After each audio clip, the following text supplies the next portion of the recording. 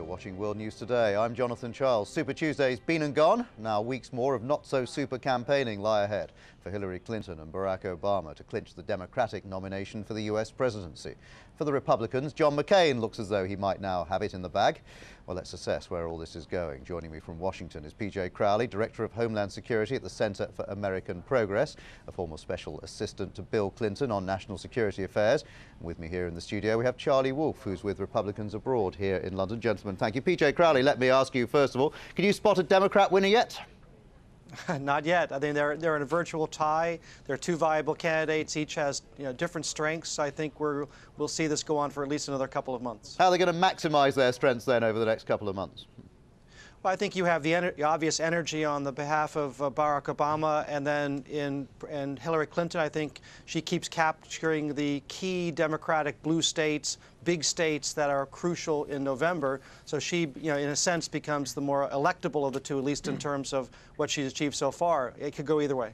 Charlie Wolf of Republicans abroad here in London. Obviously, people here were voting, weren't they, for this in these primaries? Yes. Well, the Democrats, where Republicans will do it in their own home states as individuals. Yes. Okay. But presumably, people here, on the whole, are following the national trends. Are they? They're in favour of John McCain. Very much so, and I think P.J. and I will both agree. And I know he's probably watched a lot more elections than I have over the years, and a lot more intently. And this has been an election unlike any other. A lot of people are scratching our heads over how all this has come about. The Obama factor on the Democratic side, even the Huckabee factor, or even the McCain factor on the Republican side. So this is quite an exciting race. But what seems evident after Super Tuesday is that there are a lot of people in the Republican Party who just don't like John McCain. That's why they're voting for, in particular, Huckabee in the South.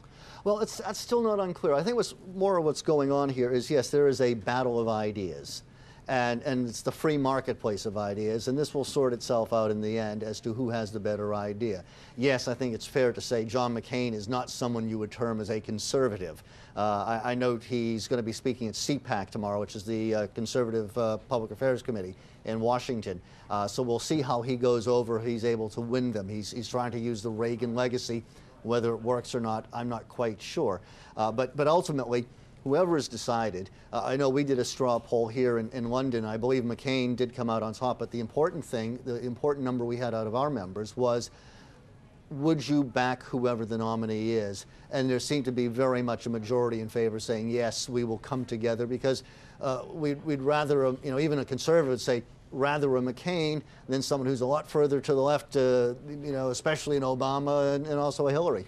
P.J. Crowley, obviously the rest of the world's watching all this and is interested, I suppose, as to what these candidates, what impact they might have on foreign affairs if they were to be elected. How do you see this? Obviously, Barack Obama seems to be the man with less foreign experience. Well, I think, first of all, just to echo, this will be historic in any number of ways. Either you're going to have a woman as president, an African-American as president, or a United States Senator as president, first time since JFK in 1960. Each of the three does really have a connection to the world. I think that, particularly in the case of Hillary Clinton and Barack Obama, the son of a Kenyan, Hillary Clinton, a woman, so I think they will have some things to say to the rest of the world. I think the rest of the world will enjoy, hearing and learning about them. John McCain is a fine internationalist. Obviously, he's been grounded in international affairs all his life. So I think that of these three, I think the world can be confident that you will have a different tone coming out of the United States in 2009 than you've had for the past 7 years. But Barack Obama's very callow in foreign affairs, isn't he? I wouldn't underestimate that. He's got a worldview. He may not have that much experience, but he's currently on the Homeland Security Committee, previously on the Foreign Affairs Committee, so I think he's got an international perspective.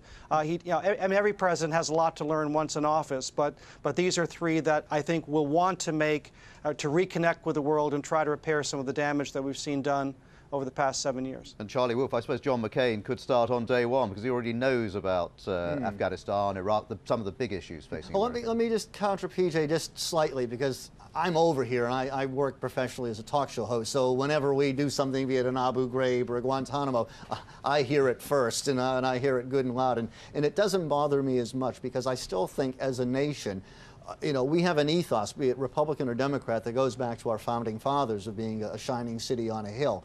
And without getting into a long discussion on Iraq, I still think the president was right to do what he did in going into Iraq. Mistakes were made, I don't doubt it. And also, whoever gets in, sure, they'll love him for the first 5 minutes and they'll think, good, it's not Bush, but until they have to make a decision.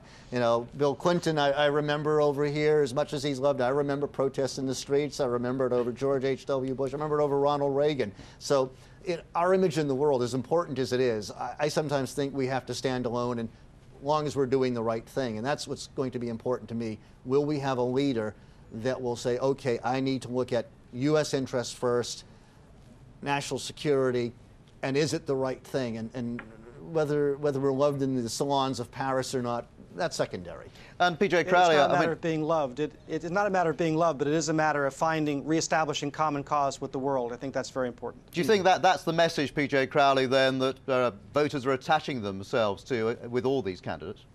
Well, look, take a person like John McCain, and I admire him greatly because he's willing to say we are against torture without having a heavily qualified presidential statement. Those are the kinds of things that are important. We the United States, we obviously should act in our own self-interest, but we have to make sure we close the gap between what we do and what we say, and that it's that perception gap that has led to unprecedented anti-Americanism around the world. Some of that will always be there, but I think that these three people, I think, can in fact go out and repair some of the damage that's been done, and I think we should be comforted in that as Americans. Charlie Wolf, does it depress you when you see Republicans turning on each other, as we're probably going to get in the next few weeks again, because all the right-wing talk show hosts in the States, they just don't like John McCain, does it? I don't know if I'd quite say turning on one another. I think, again, the interesting thing between the two parties is I still see it on the Republican side more of a debate on ideas. I'm not saying there's not personality clashes, but if you've looked to the Democrats until maybe just recently, until maybe the California debate,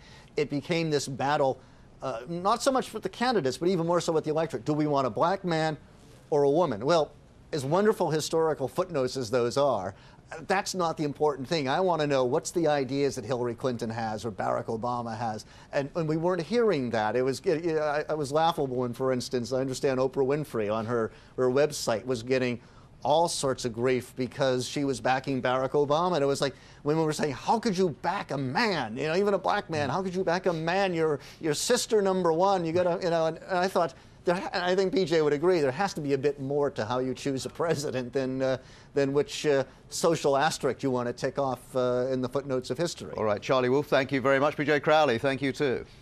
Thank you.